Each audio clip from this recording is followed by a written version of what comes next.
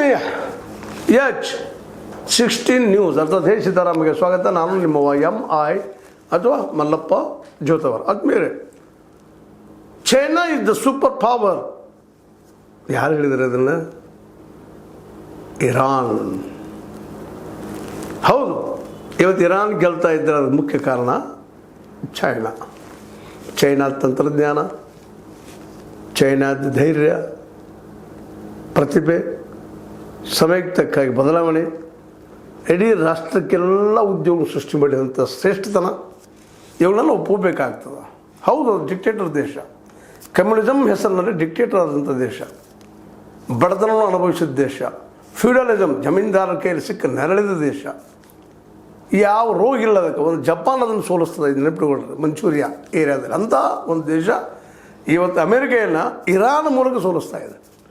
Iran ಹೇಳ್ತಾ ಇದೆ, America ಎದಿತಟ್ಟು ಹೇಳ್ತಾ ಇದೆ, I am the super power in the world. ಆದರೆ ಇವತ್ತು ಇರಾನ್ ಹೇಳ್ತಾ ಇದೆ, ನೀ ಅಲ್ಲಪ್ಪ super power, you are not the super power, you are only just power. ಅದು ಇಲ್ಲಿ ಇವತ್ತು ನಾನು ಮುಂದೆ ಸೋಲ್ತಾ ಇದ್ದೆ ಅನ್ನೋಂಗೆ ಮಾತಾಡ್ತಾ ಇದೆ.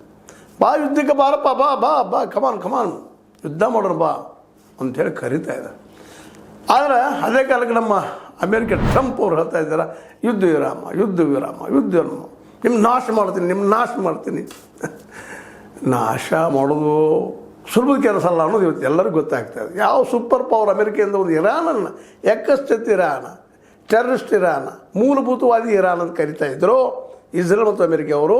ಇವತ್ತು ಆ ಇರಾನನ್ನು ಸೋಲಿಸ್ಲಿಕ್ಕೆ ಆಗ್ತಾಯಿಲ್ಲ. ಈ ಹಿಂದೊಮ್ಮೆ ವಿಯೆಟ್ನಾಂ ಜೊತೆಗೆ 17 ವರ್ಷಗಳವರೆಗೆ ಬಡದಾಡ್ತಿದೆ ಅಮೇರಿಕ, ಗೆಲ್ಲಲಿಕ್ಕಾಗಿರಲಿಲ್ಲ. ಅದರ ನಂತರದಲ್ಲೇ ಇರಾಕ್ ಜೊತೆಗೆ ಯುದ್ಧ ಮಾಡಿತ್ತು, ಅದರ ನಂತರದಲ್ಲಿ ಅಫ್ಘಾನಿಸ್ತಾನ ಜೊತೆಗೆ ಯುದ್ಧ ಮಾಡಿತ್ತು, ಅಲ್ಲಿ ಗೆಲ್ಲಲ್ಲ, ಅಲ್ಲಿ ಆಗಿರಲಿಲ್ಲ. ಆದರೆ ಇಷ್ಟೊಂದು ಅಪಮಾನಕರವಾದ ಸ್ಥಿತಿಗೆ ಅದು ಬಂದಿರಲಿಲ್ಲ. ಇವತ್ತು ನೋಡೋದು ಡಿಪ್ಲೊಮೆಟಿಕ್ ಆಗಿ, ರಾಜತಾಂತ್ರಿಕವಾಗಿ ಇವತ್ತು ಇರಾನ್ ಇದ್ದಿದ್ದು ಮಾತಾಡಲಿಕ್ಕೆ ಇಸ್ಲಾಮಾಬಾದ್ ಬರ್ತಾನಂತೇಳಿ ಬಂದು ಮಾತಾಡಿ 3 ಕಂಡೀಷನ್ ಹಾಕ್ಕೊಳ್ತದೆ. 3 ಕಂಡೀಷನ್. ಮೊದಲನೇದಾಗಿ ಈ ಸಮುದ್ರದ ಈ ಒಂದು ಗುಂಡಾಗಿರಿಯನ್ನು ಮಾಡೋದು, ಸಮುದ್ರದ ಕಳ್ಳತನ ಮಾಡೋದು, ಇದನ್ನು ನೀವು ಅಂತಾರಾಷ್ಟ್ರೀಯ ಮಟ್ಟದಲ್ಲಿ ನಮ್ಮ ರಾಷ್ಟ್ರದ ಏರಿಯಾದಲ್ಲಿ, ಅಂದರೆ ಇರಾನದ ಈ ಮರೀನ್ ಏರಿಯಾದಲ್ಲಿ, ಸಮುದ್ರದ ಏರಿಯಾದಲ್ಲಿ ಬಂದು ಇಲ್ಲಿ ಗುಂಡಾಗಿರಿ ಮಾಡ್ತಾಯಿದ್ದೀರಿ, ಥೆಫ್ಟ್ ಇದ್ದೀರಪ್ಪ ನೀವು, ಸಮುದ್ರಗಾರರಿದ್ದೀರಿ. ಮೊದಲು ಇಲ್ಲಿದೆ ನೀವು ಈ ಅಡೆತಡೆಯನ್ನು ತೆಗಿಬೇಕು. ಎರಡನೇದಾಗಿ ಭಾಳ ಪ್ರಮುಖವಾದದ್ದೇನಪ್ಪ ಅಂತಂದ್ರೆ, ನಮ್ಮ ಎನ್ರಿಚ್ಮೆಂಟ್ ಇದು ಯುರೇನಿಯಮನ್ನು ನಾವು ಕೊಡೋದಿಲ್ಲ, ನೀವು ಒಪ್ಪಿಕೊಳ್ಳೇಬೇಕು ಅನ್ನುವಂಥ ಕಂಡೀಷನ್. ಮೂರನೇದಾಗಿ ನಮ್ಮ $3 ಟ್ರಿಲಿಯನ್ ಏನು ನೀವು ಫ್ರೀಸ್ ಮಾಡಿದಿರಿ ಅದು ಬಿಡುಗಡೆ ಮಾಡಬೇಕು. ಇದ್ರ ಜೊತೆಗೆ ಇನ್ನೂ 2 ಕಂಡೀಷನ್ ಆಗಿದೆ. ಒಪ್ಪಿದರೆ ಮಾತ್ರ, ಇಲ್ಲ ನಾವು ರೆಡಿ ಟು ವಾರ್ ಅಂದಾಗ ನಾವು ಸೂಪರ್ ಪವರ್, ನಾವು ನಿಮಗೆ ಕ್ಷಣಾರ್ಧದಲ್ಲಿ ನಾಶ ಮಾಡ್ಬೋದು ಅಂತೇಳಿ ನಮ್ಮ ಟ್ರಂಪ್ ಸಾಹೇಬರು ಹೇಳಿದ್ದಕ್ಕೆ ಪ್ರತ್ಯುತ್ತರವಾಗಿ ಹೇಳ್ತಾ ಇದ್ದಾರೆ ಇರಾನದ foreign minister, you are not the super power is only one, is that China ಅದ. ಅಂದ್ರೆ ಇರಾನ್ ತಂತ ಹೇಳ್ಕೊಳ್ಳಿಲ್ಲ. ಇವತ್ತು ನೋಡ್ರಿ, ಈ ಹೊರ್ಮುಜ್ ಮೂಲಕ ಏನು ದಾಡ್ತದೆ, ಏನು ವ್ಯವಹಾರಗಳಾಗ್ತಾವೆ, ಅದೆಲ್ಲನೂ ಒಂದು ರಿಯಾಲ್ ಹಣದಲ್ಲಿ ಆಗಬೇಕು, ಇಲ್ಲ ಯುವಾನದಲ್ಲಿ ಆಗಬೇಕು, ಇಲ್ಲ ಕ್ರಿಪ್ಟೋ ಕರೆನ್ಸಿಯಲ್ಲಿ ಆಗಬೇಕು. ಈ ಮೂರನ್ನು ಬಿಟ್ಟು ಬೇರೆ ಯಾವುದರಲ್ಲಿ ವ್ಯವಹಾರ ಆಗಕೂಡದು. ಡಾಲರ್ ಡಾಮಿನೆನ್ಸಿನ ಮುರಿಯುವಂಥ ದೊಡ್ಡ ನಿರ್ಣಯ. ಇದನ್ನು ಯಾರೂ ಮಾಡಲಿಕ್ಕೆ ಸಾಧ್ಯ ಇರಲಿಲ್ಲ, ಅಸಾಧ್ಯ ಆಗಿದೆ. ಎಂಥ ನಮ್ಮ ಬೃಹತ್ ಭಾರತ, ವಿಶ್ವಶ್ರೇಷ್ಠ ಭಾರತವನ್ನು ನಾವು ಕರ್ಕೊಳ್ಳೋಂಥ ನಾವು ಸಹಿತ ಅಮೇರಿಕೆಯ ಟ್ಯಾರಿಫ್ ಅದರ ಸುನ್ನಾಗಿದ್ವಿ ಅನ್ನೋದನ್ನು ಇತಿಹಾಸದ ಸಾಕ್ಷಿಗಳಿದ್ದಾವೆ. ಸ್ವತಂತ್ರವಾದ ಮೀಡಿಯಾಗೆ ಬೇಕಾಗಿರುವುದು ಸ್ವತಂತ್ರ ಧ್ವನಿ. ಆ ಸ್ವತಂತ್ರ ಧ್ವನಿ ಉಳಿಸಲು ನೀವು ಮಾಡಬೇಕಾದದ್ದು ಇಷ್ಟೇ. ಅದೇನಪ್ಪಾ ಅಂತಂತಂದ್ರೆ, ನಿಮ್ಮ ಕೈಲಾದಷ್ಟು ಸಹಾಯ ಈ ಚಾನಲ್ಗೆ ಮಾಡಿ ಹಾಗೂ ನಿಮ್ಮ ಧ್ವನಿಯನ್ನು ಕಾಪಾಡಿಕೊಳ್ಳಿ. ಇಂಥ ಸಂದರ್ಭದಲ್ಲಿ ಒಬ್ಬ ಸಣ್ಣ ಇರಾನ ಇವತ್ತು ಅಮೇರಿಕೆಯನ್ನು ಸೋಲಿಸೋ ಮಟ್ಟಕ್ಕೆ ಬೇಡ, ಸಾಯು ಮಟ್ಟಕ್ಕೆ. ಇದು ಸಾಯು ಧೈರ್ಯ, ಇದು ಇರಾನದ ಧೈರ್ಯ, ಸಾಯು ಧೈರ್ಯ. ನಿಜವಾಗಿ ಅವ್ರ ಧೈರ್ಯವನ್ನು ಮೆಚ್ಚಬೇಕು. ಅದೇ ಕಾಲಕ್ಕೆ ಅವ್ರಿಗೆ ಬೆಂಬಲ ಇಲ್ಲದಂಥ ಚೈನಾ ಇವತ್ತು ಗೆಲ್ಲುವಂತಕ್ಕೆ ಬಂದದ. ಅದ್ರ ಜೊತೆಗೆ ರಷ್ಯಾ ಕೂಡ. ರಷ್ಯಾ ಮತ್ತು ಚೈನಾ ಶ್ರೀಮಂತ ಆಗದೆ ಹೋಗಿರ್ಬೋದು ಅಮೇರಿಕ ಅಷ್ಟು. ಆದರೆ ಇವತ್ತು ತಂತ್ರಜ್ಞಾನದಲ್ಲೇ, ಜ್ಞಾನದಲ್ಲೇ, ವಿಜ್ಞಾನದಲ್ಲೇ, ಶಕ್ತಿಯಲ್ಲಿ, ಸಾಮರ್ಥ್ಯದಲ್ಲಿ ಅಮೇರಿಕೆಯನ್ನು ದಾಟಿ ಹೋಗಿಬಿಟ್ಟಿದ್ದಾರೆ. ಅದರಲ್ಲೂ ಚೀನಾ ಇದು ಸೂಪರ್ ಪವರ್ ಸ್ವತಃ ಒಪ್ಕೊಳ್ತಾ ಇದ್ದಾರೆ. ಚೈನಾವನ್ನು ಸಾಕಷ್ಟು ಏರಿಳಿತಗಳು ತನ್ನ ಇಡೀ ಇತಿಹಾಸದಲ್ಲಿ ಕಂಡುಕೊಂಡದ. ಮಾರ್ಚ್ ಟು ದ ಅವತ್ತಿನ ನಮ್ಮ ಬೀಜಿಂಗ್ವರೆಗೆ ಮಾರ್ಚ್ ಮಾಡಿದರು. ಚೈನಾ ಮಾರ್ಚ್ ದೊಡ್ಡ ಪ್ರಸಿದ್ಧ ಅದು. ಲಾಂಗ್ ಮಾರ್ಚ್ ಅಂತ. ಆ ಮಾರ್ಚ್ ಕೊನೆಗೆ ಉಳಿದವರು ಸಾವಿರಾರು ಜನ ಅಷ್ಟೇ. ಲಕ್ಷಾವಧಿ ಸ್ಟಾರ್ಟ್ ಆದಿದ್ದು ಮಾವು ಸೆ ತುಂಗ್ ಮೂಲಕ ಕೊನೆಗೆ ಬಂದು ಸಾವಿರಾರು. ಅವತ್ತು ಅಧಿಕಾರ ನಡೆದಂಥ ಕಮ್ಯುನಿಸ್ಟ್ ಪಾರ್ಟಿ ಹೌದು ಡಿಕ್ಟೇಟರ್ ಪಾರ್ಟಿ ಆಗಿತ್ತು, ನಾವು ಟೀಕಾ ಮಾಡಿದ್ವಿ, ಅದನ್ನು ವಿರೋಧ ಮಾಡಿದ್ವಿ, ನಮಗೆ ಅವ್ರಿಗೆ ಬಾರ್ಡರ್ ಜಗಳದ. ಆದರೂ ಇವತ್ತು ನಾವು ಅವರ ಮ್ಯಾನುಫ್ಯಾಕ್ಚರ್ಡ್ ತಯಾರಾದಂಥ ವಸ್ತು ಅಂತ ನಮ್ಮನ್ನು ನಾವು ಮಾಡ್ಕೊಳ್ತೀವಿ. ಇವತ್ತು ಕಂಪ್ಯೂಟರ್ಗಳಿರ್ಬೋದು, ಇವತ್ತು ನಮ್ಮ ಮೊಬೈಲ್ಗಳಿರ್ಬೋದು, ಅನೇಕ ಟೆಕ್ನಿಕಲ್ ಎಲ್ಲ ವಸ್ತುಗಳು ನಾವು ಚೈನಾ ಮೇಡ್, ಅದ್ರ ಮೇಲೆ ಗೆರೆ ಹೇಳೋದು ಇಂಡಿಯಾ ಮೇಡ್ ತಗೊಳ್ಳೋಂಥ ಪರಿಸ್ಥಿತಿ ನಾವು ಬಂದಿದ್ದೀವಿ. ಆದರೆ ಇವತ್ತು ಅದು ಇಡೀ ಜಗತ್ತಿಗೆ ತನ್ನ ಟೆಕ್ನಾಲಜಿ ಕೊಡ್ತಾ ಇದೆ. ಅಷ್ಟಲ್ಲ, ಈ ಸಂದರ್ಭದಲ್ಲೇ ಅದರಲ್ಲೂ ಅಮೇರಿಕ ಇಡೀ ವಿಶ್ವವನ್ನು ತನ್ನ ಎಣ್ಣೆಯನ್ನು ತನ್ನ ಕೈ ತೆಗೆದುಕೊಂಡು ಇಡೀ ವಿಶ್ವವನ್ನು ಆಳಬೇಕು, ಎಲ್ಲರೂ ನನ್ನ ಕೈಲಿ ಉಳಿಬೇಕು ಅನ್ನೋಂಥ ಒಂದು ಮುಷ್ಟಿ ಮಾಡ್ಕೊಂಡು ಬೆಳೆದ ಸಂದರ್ಭದಲ್ಲೇ ಭಾರತ ಇದ್ದದ್ದು ಟೆರಿಫಿಕ್ ಅನ್ಸಿ ಮುದ್ದೆ ಆದ ಸಂದರ್ಭದಲ್ಲೇ, ಅದೇ ಸಂದರ್ಭದಲ್ಲೇ ಈ ನಮ್ಮ ಅಮೇರಿಕ ಇದ್ದಿದ್ದು ಮೊದಲಿಗೆ ವೆನಿಜುಲಾವನ್ನು ಒಂದು ಸಣ್ಣ ಒಂದು ಘಟನೆ ಮೂಲಕ ಅಲ್ಲಿ ಅಧ್ಯಕ್ಷರನ್ನು ಎತ್ತಿ ಹಾಕಿಕೊಂಡು ಹೋಗುವ ಮೂಲಕ ಗೆಲ್ಲುವ ಮೂಲಕ, ಜೊತೆ ಗ್ರೀನ್ಲ್ಯಾಂಡನ್ನು ನ್ಯಾಟೋ ಅಂತ ಬಲಿಷ್ಠ ಸೈನ್ಯವನ್ನು ಇದ್ದಾಗಲೂ ಅವರ ಕಾಗದ ಹುಲಿ ಅಂತೇಳಿ ಗ್ರೀನ್ಲ್ಯಾಂಡನ್ನು ವಶಪಡಿಸಿರುವಂಥ ಸಂದರ್ಭದಲ್ಲೇ ಅವರು ತಪ್ಪಿ ಬಂದು ಬಿದ್ದಿದ್ದೆಲ್ಲ ಬಂದರೆ ಇರಾನದಲ್ಲಿ. ಆ ಇರಾನದಲ್ಲಿ ಮುಂದೆ ಬಂದಿದ್ದು ಗೊತ್ತದೆ ನಿಮಗೆ. ಕಳೆದ 45 ದಿವಸಗಳ ನಡೆದಂಥ ಆ ಯುದ್ಧ ಎಂಥದ್ದು ಅಂತೇಳಿ ಇಡೀ ವಿಶ್ವ ಮರೆಯಲಾರಂಥ ಯುದ್ಧ, ಅಮೇರಿಕೆಗೆ ತಾನು ಸೂಪರ್ ಪವರ್ ಅಲ್ಲ ಎಂಬುದನ್ನು ತೋರಿಸಿಕೊಟ್ಟಂಥ ಯುದ್ಧ.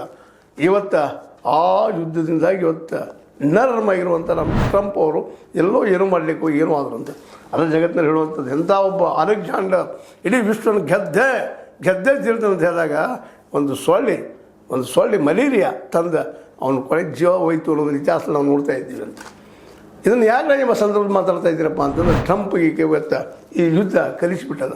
ಇವತ್ತು ಹೇಳ್ತಿರ್ಬೋದು ಟ್ರಂಪ್ ಅವರು ನಾನು ನಾಶ ಮಾಡ್ತೀನಿ ಮತ್ತೇನು ಮಾಡ್ತೀನಿ ಅಂತೇಳಿ. ಇವತ್ತು ಇರಾನ್ ಅಂತ ಒಬ್ಬ ಅಲ್ಲಿ ವಿದೇಶಾಂಗ ಮಿನಿಸ್ಟರ್ ಇದ್ದಂಥ ನೀವು ಹೇಳಿದ ಈ 3 ಕಂಡೀಷನ್ ಒಪ್ಪಿದ್ರೆ ಮಾತ್ರ ಮುಂದಿನ ಮಾತಾಡ್ತೀನಿ ಅಂದಾಗ ಅದಕ್ಕೆ ಅನಿವಾರ್ಯವಾಗಿ ನೀವು ಮಾತಾಡಿದ್ರೆ ಒಪ್ಪೋದಿದ್ರೆ ಬನ್ನಿರಿ, ಇಲ್ಲ ಬರ್ಲಿಕ್ಕೆ ಹೋಗ್ಬೇಡ್ರಿ ಅನ್ನುವಂಥ ಮಾತನ್ನು ಕೇಳಿದಾಗ ವಿಶ್ವದ ಮಟ್ಟದಲ್ಲಿ ಅಮೇರಿಕ ರಾಜತಾಂತ್ರಿಕವಾಗಿಯೂ ಡಿಪ್ಲೊಮೆಟಿಕ್ ಆಗಿಯೂ ಸಹಿತ ಸೋತಿದ್ರಲ್ಲಿ ನಾವು ಗಮನಿಸಿದಾಗ ಅಮೇರಿಕೆಯ ಆಳುವ ಯುಗ ಅಂತ್ಯ ಆಯ್ತಾ, ಡಾಲರ್ದ ಪ್ರಭಾವ ಅಂತ್ಯ ಆಯ್ತಾ, ಮುಗಿದು ಹೋಯ್ತಾ ಅನ್ನುವಂಥ ಒಂದು ನೋವಿನ ಘಟನೆ ಅಂತ ನಾವು ಹೇಳಬೇಕಾಗ್ಯದ. ಯಾಕಂದ್ರೆ ಒಂದು ಯುಗ ಬದಲಾಗ್ತಾ ಇದೆ. ಇದೇ ಯುಗ ಅಂತಂದ್ರೆ ಒಂದು ಡಾಮಿನೆನ್ಸ್ ಅಂತ ಇಡೀ ವರ್ಲ್ಡಿನ ಆಳುತ್ತಿರುವಂಥ ಒಂದು ಶಕ್ತಿ ಬದಲಾಗ್ತಾ ಇದೆ ಅಂತ ಇವತ್ತು. ಸೂಪರ್ ಪವರ್ ಯಾರಾದರೂ ಇದ್ದರೆ ಅವರು ಚೈನಾ ಅಂತ ಹೇಳ್ತಾ ಇದ್ರು. ಹೌದು, ಅಲ್ಲಿ ದೋಷಗಳಿದ್ದಾವೆ, ಡಿಕ್ಟೇಟರ್ ಅದ, ಮತ್ತೇನದ. ಅದ್ರ ಒಂದು ದೊಡ್ಡ ಸಾಹಸ ಮಾಡಿದ್ದೇನಪ್ಪ ಅಂತಂದ್ರೆ ಭಾರತ ಸೋತಿದ್ದಲ್ಲೇ ಚೈನಾ ಗೆದ್ದಿದ್ದಲ್ಲೇ ನಾವು ಗಮನಿಸಬೇಕಾಗಿದೆ.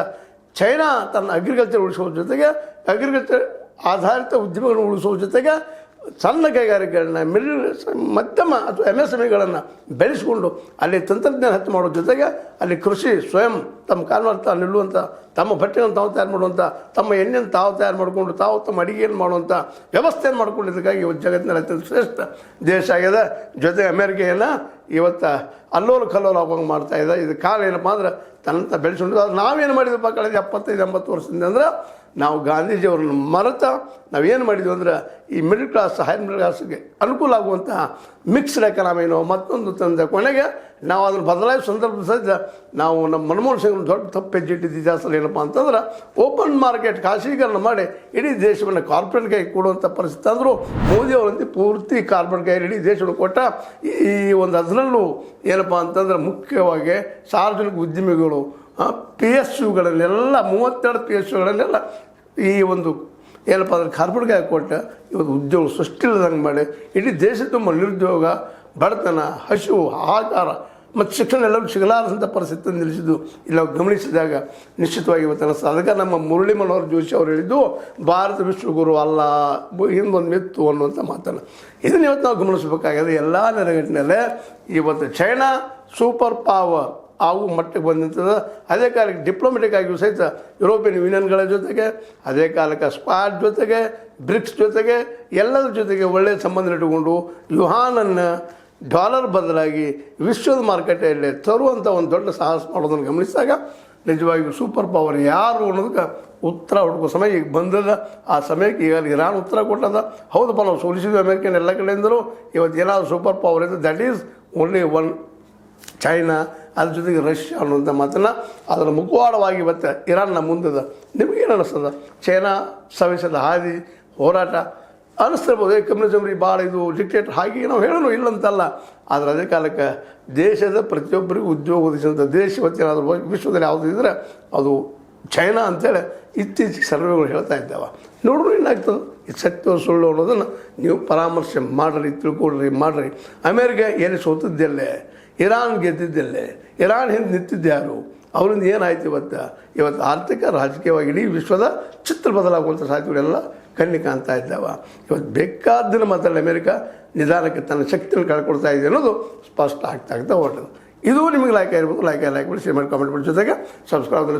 S16 ನ್ಯೂಸ್ ಅರ್ಥ ದೇಶದಲ್ಲಿದ್ದು ಸತ್ಯದ ಕೈಗಳಲ್ಲಿ ವಂದನೆಗಳು. ಆತ್ಮೀಯ ಸಾರ್ವಜನಿಕರಲ್ಲಿ H16 ಅರ್ಥಾತ್ ಸೀತಾರಾಮದಿಂದ ಒಂದು ಮನವಿ.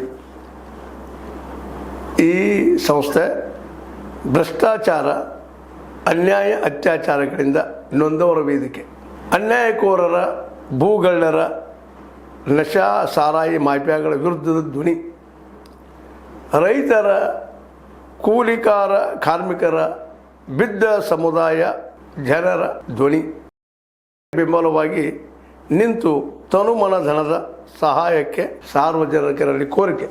ದಾನದ ಸಹಾಯ ನೀಡಿ ಸ್ವಾತಂತ್ರ್ಯ ಪತ್ರಿಕೋದ್ಯಮ ಉಳಿಸಿ ಬೆಳೆಸಿ. ವಂದನೆಗಳು. ತಮ್ಮನ್ನೇ ನಂಬಿರುವ ಮಲ್ಲಪ್ಪ ಇ ಜೋತಾವರ್. ಈ ಕೆಳಗಿನ QR ಸ್ಕ್ಯಾನ್ ಮಾಡಿ ಅಥವಾ ಈ ನಂಬರ್ ಅಂದರೆ 7411402405ಗೆ ಇಲ್ಲ 9686864852ಗೆ ನೀವು ಫೋನ್ಪೇ ಮಾಡಿ, ಪೇಟಿಎಮ್ ಮಾಡಿ ಅಥವಾ ಇನ್ನಾವುದೇ ಮಾಧ್ಯಮದಿಂದ ಗೂಗಲ್ ಮೂಲಕ ಸಹಾಯ ಮಾಡಿ ಈ ಪ್ರಾಮಾಣಿಕ ಪತ್ರಿಕೋದ್ಯಮವನ್ನು ಉಳಿಸಿ ಅಂತ ಮತ್ತೊಮ್ಮೆ ಮನವಿ. ವಂದನೆಗಳು.